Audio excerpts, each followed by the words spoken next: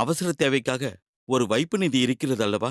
ஆமாம், அதிலிருந்து அவ்வப்போது தேவையானவர்களுக்கு நிதி கொடுத்து கொண்டிருக்கிறோம். அதற்கென்ன? அந்த தொகையை நாம் திரும்ப பெற வேண்டும் என்று இதுவரை நீங்கள் சொன்னதில்லை. ஏன் சொல்ல வேண்டும்?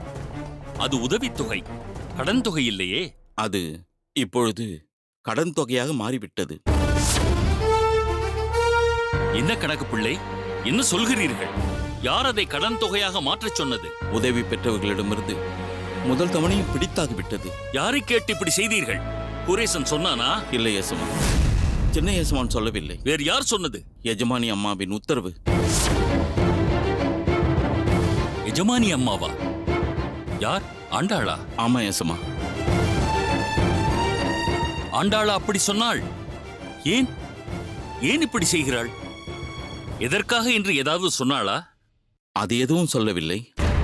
யார் யாருக்கு உதவித்தொகை கொடுக்கப்பட்டிருக்கிறதோ அவர்கள் ஊதியத்திலிருந்து மாதா மாதம் ஒரு தொகையை பிடித்தம் செய்ய வேண்டும் என்றார்கள். நான் கூட அவர்களிடம் சின்ன எஜமானியரிடம் கேட்டு செய்யலாம் என்றேன். அதெல்லாம் எதற்கு? இப்பொழுது பொறுப்பு என்னிடம் ஒப்படைக்கப்பட்டுள்ளது. நான் சொல்லும்படி செய்யுங்கள் என்று உத்தரவு பிறப்பித்து விட்டார்கள். சரி, நான் ஆண்டாளிடம் பேசுகிறேன். அவள் இப்படி செய்திருக்கிறாள் என்றால் அதில் ஏதாவது காரணம் இருக்கும். இல்லை எசமான், ஆனால் பண்ணையில் வேலை பார்ப்பவர்களின் மத்தியில் இது பெரிய வருத்தத்தை ஏற்படுத்தி உள்ளது.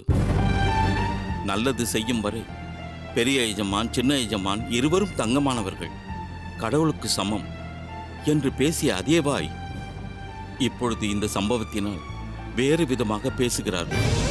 அதுவும் என் காது படவே. ஓ, அப்படி ஒரு சிக்கல் ஏற்பட்டுள்ளதா? சரி, எதுவாக இருந்தாலும் குரேசன் வரட்டும். அதன் பின் என்ன செய்வதென்று யோசிக்க வேண்டுமென்றால் நான் பணியாட்களிடம் பேசுகிறேன். வேண்டாம் வேண்டாம், அதன் பின் நிலவரம் மேலும் மோசமடையலாம். இதை பற்றி பேச பேச அதுவே பூதாகரமாக மாறிவிடும். அதனால் நீங்கள் இதை பற்றி இப்பொழுது யாருடனும் பேச வேண்டாம். அடுத்த பிடித்தம் அடுத்த மாதம் தானே, அதற்குள் குரேசன் வந்து விடுவான். இந்த மாதம் பிடித்த தொகையையும் எஜமானி அம்மாவே வாங்கி கொண்டு விட்டார்கள். சரி, போகட்டும். இதை பற்றி நீங்கள் யாருடனும் விவாதிக்க வேண்டாம். உங்களுடைய மற்ற வேலைகளை கவனியுங்கள். சரிங்க எசமா. சரி.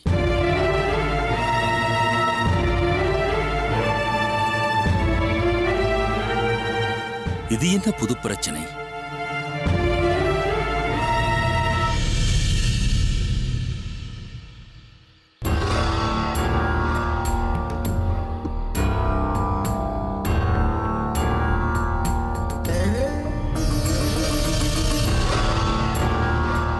என்ன கைலாசம், காற்று சற்று பலமாக வீசுகிறது. விசிறியை வீசு வீசு என்று வீசுகிறாய். மன்னிக்க வேண்டும் குருநாதா, தாங்கள் இன்னும் உறங்கவில்லையா? கண்களை இறுக்கி மூடிக்கொண்டதால் உறங்கிக் கொண்டிருக்கிறீர்களோ என்று நினைத்தேன். உறக்கம் உங்களுக்கும் அவசியம்தானே, அதனால் தான் நன்கு குளிர வீசினேன். தங்கள் திருமேனியில் ஒரு அக்கறையும் வாட்டத்தை போக்குவதில் ஒரு நாட்டமும் என் முக்கியமான கடமையாயிற்றே. சரி சரி, வட்டியிலும் இன்னும் நாட்டம் இருக்கிறதா? அச்சச்சோ, அபச்சாரம் அபச்சாரம். இன்னும் தாங்கள் பழைய விஷயங்களை மறக்கவில்லை போல இருக்கிறதே குருதேவா. இப்பொழுதெல்லாம் மிகவும் அடக்க ஒடுக்கமாக இருந்து கொண்டிருக்கிறேன். இந்த அடியவனுக்கு தெரிந்ததெல்லாம் மடம், குருநாதர், குரு சேவை, அவ்வளவுதான் குருநாதா. அப்படியா? இதெல்லாம் உன் இயல்புக்கு சற்று கடினமாயிற்றே. பார்த்தீர்களா குருநாதா, தாங்கள் இன்னும் இந்த கடையனை நம்பவில்லையே. என் மேல் சத்தியமாக. இல்லை இல்லை, தங்கள் மீது சத்தியமாக. உன் மீது சத்தியம் செய்யாமல் என் மீது சத்தியம் செய்கிறாயா? என்னை அசுத்தமாக்க பார்க்கிறாயா? பொறுத்தருளுங்கள் குருநாதா, என்னை பற்றிய தவறான அபிப்பிராயங்களை தயவு செய்து தங்கள் ஆழ் மனதில் இருந்து அகற்றி விடுங்கள். மடத்து காரியங்களை தவிர என் சிந்தனையில் வேறு இல்லை. தங்கள் கட்டளைப்படிதான் என் வாழ்க்கை. தங்கள் முகக்குறிப்புணர்ந்து சேவை செய்வதே அடியேனின் லட்சியம். சரி சரி, உன்னை நம்பிவிட்டேன். போதுமா? நீ வேறு எதிலும் நாட்டம் கொள்ளாமல் இருக்கும் வகையில் நான் தானே இப்போது உன்னை கட்டி போட்டு வைத்திருக்கிறேன். அதனால் தானே நீயும் வாளை சுருட்டி கொண்டு இருக்கிறாய். வந்தனம் சுவாமி.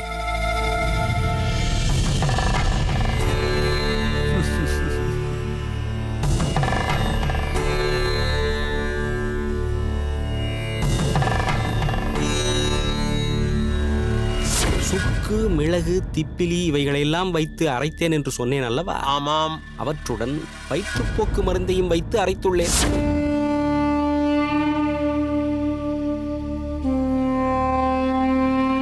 வா ராமானுஜா, எங்கே உன்னை காணோமே என்று பார்த்து கொண்டிருந்தேன்.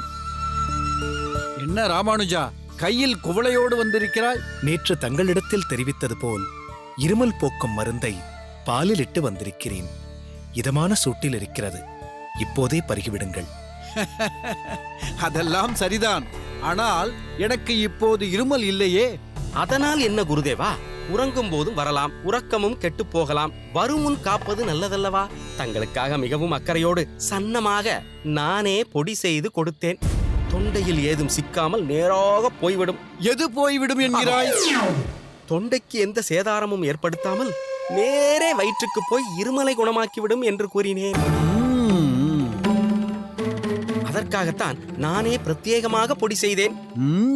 ஆம் சுவாமி, அடியேன்தான் மருந்தை பொடிக்கலாம் என்றிருந்தேன்.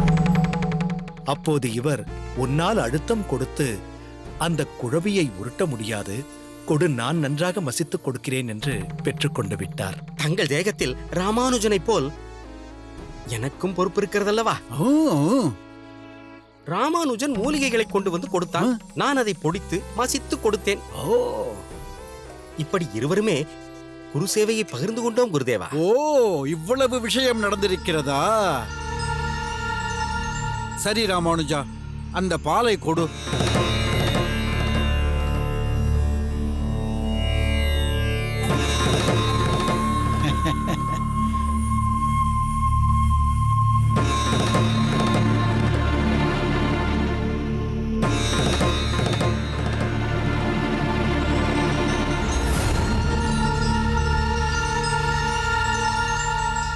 காரமாக இருக்குமோ? எனக்கோ இப்போது கொஞ்சமும் இருமல் இல்லை. இந்த காரத்தில் குடித்து வேறு ஏதேனும் வந்துவிட்டால்? ஒன்றும் வராது குருநாதா, தைரியமாக பருகுங்கள். காரமாக இருக்காது. பனங்கற்கண்டு தூக்கலாம். தூக்கலாக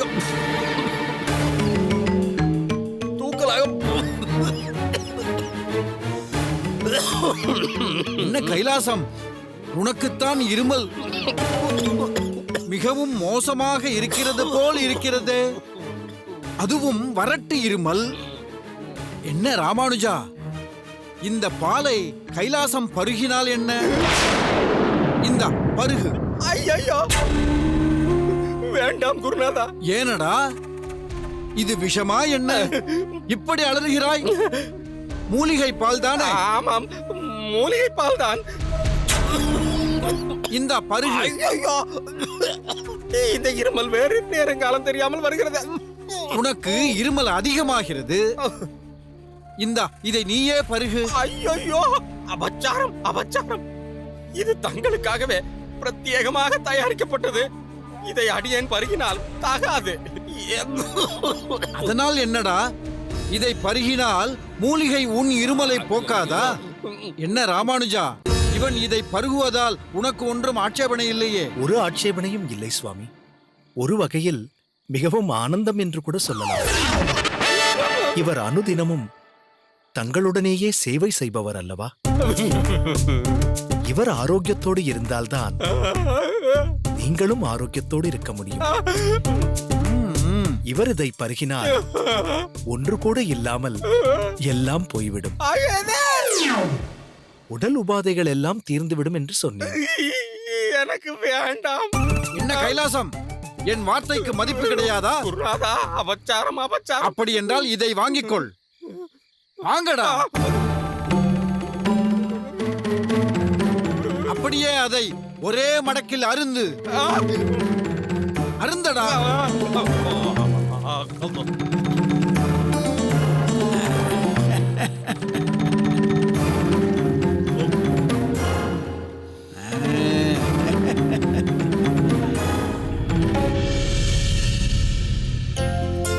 பாட்டி, சொன்னால் கேளுங்கள்.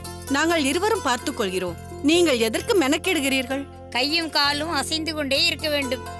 இல்லை என்றால் எழுந்து நடப்பதே சிரமமாகிவிடும். ஏதோ என்னால் முடிந்ததை செய்துவிட்டு போகிறேனே.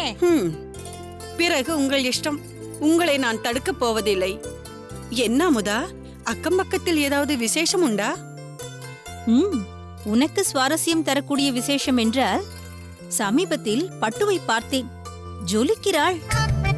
ஜொலிக்கிறாள் என்றார்? 3 நாட்களில் 2 புது புடவைகளில் அவளை பார்த்தேன். இதில் ஜம்பம் வேறு.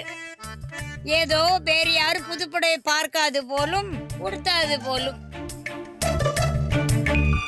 எங்கிருந்துதான் அவளுக்கு இதற்குண்டான காசு கிடைக்கிறதோ தெரியவில்லை. ஒருவேளை காந்திமதியின் அகத்தில் எல்லா வேலைகளையும் அவளே செய்வதால் அவர்கள் வாங்கி கொடுத்திருக்கலாம் அல்லவா? அப்படித்தான் இருக்க வேண்டும். இல்லை என்றால் இவளாவது வாங்குவதாவது. இதில் வேறு பெரிதாக பீற்றிக் கொள்கிறாள். இதோ பாரடி கௌசல்யா, அந்த பட்டு உனக்கு மிக வேண்டப்பட்டவள் என்று எனக்கு தெரியும். இருந்தாலும் அவளுடைய போக்கு சரியில்லை. அதை உன்னிடம் தெரியப்படுத்த வேண்டும் என்றுதான் சொல்கிறேன். ஏ கிழவி, கௌசல்யாவின் நகம் தேடி வந்து என்னை பற்றி பற்ற வைக்கிறாயா? எனக்கும் நேரம் வரும், அப்பொழுது கவனித்துக் கொள்கிறேன். சரிடி கௌசல்யா, என் நகத்தில் ஒருத்தி இருக்கிறாள். யாரை சொல்கிறீர்கள்? வேறு யார், என் மாற்று பெண் தான். நான் அவளுக்கு மாமியாரா அல்லது அவள் எனக்கு மாமியாரா என்றே தெரியவில்லை. தாமதமாக போனால் பொரிந்து தள்ளி விடுவாள்.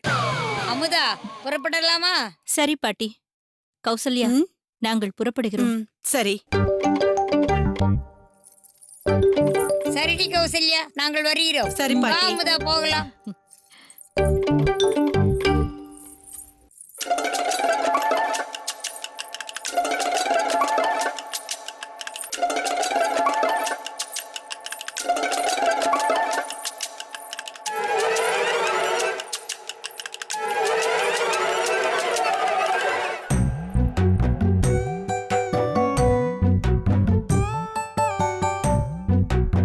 பட்டு,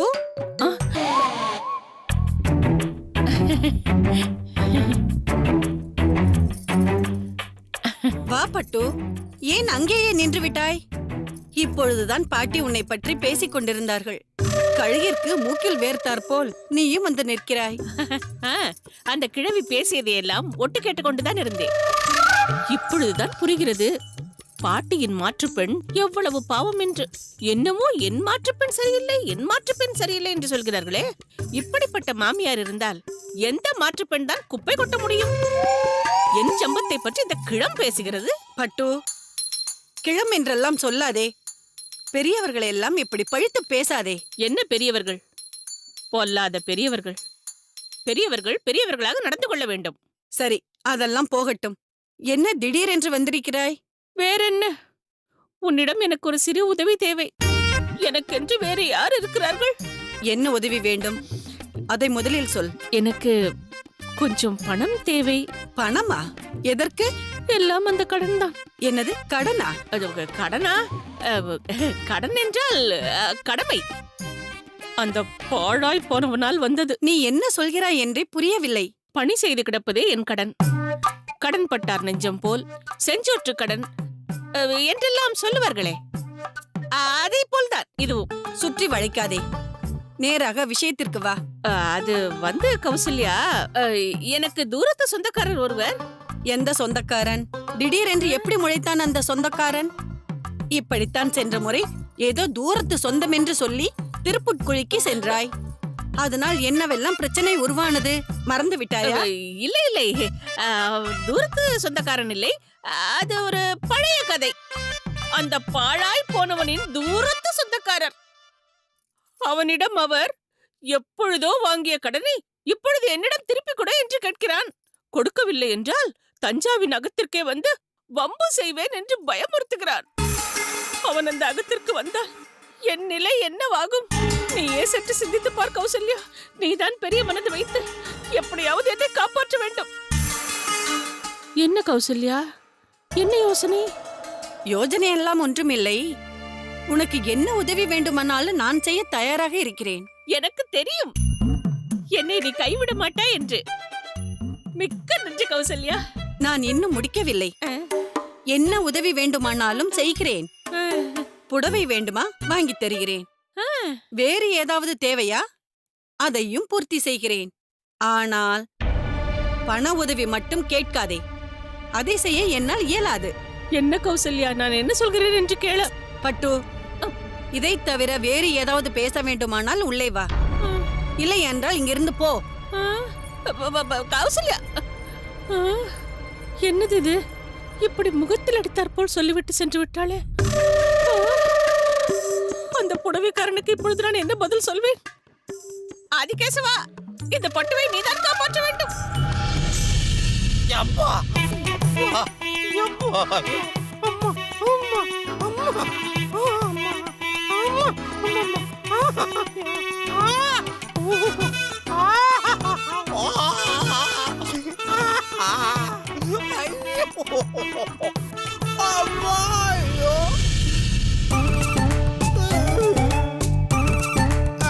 சபேசா, கைலாசத்தின் முகம் எப்படி வாடிவிட்டது பார்த்தாயா? முகம் மட்டுமா வாடிவிட்டது, முழுவதுமாக அல்லவா வாடிவிட்டார். என்ன செய்வது? ஒரு முறையா இருமுறையா? தனக்கே இல்லாமல் அல்லவா வயிற்றை குடைந்து கொண்டிருக்கிறான். கணக்கு வைத்திருக்கிறேன். என்னவோ சம்பூரணம். இங்கு நான் கதறி கொண்டிருக்கிறேன். நீங்கள் இருவரும் என் வலிக்கு வர்ணனை கொடுத்து கொண்டிருக்கிறீர்களா? அப்பா, அம்மா, அப்பா, முடியவில்லையே.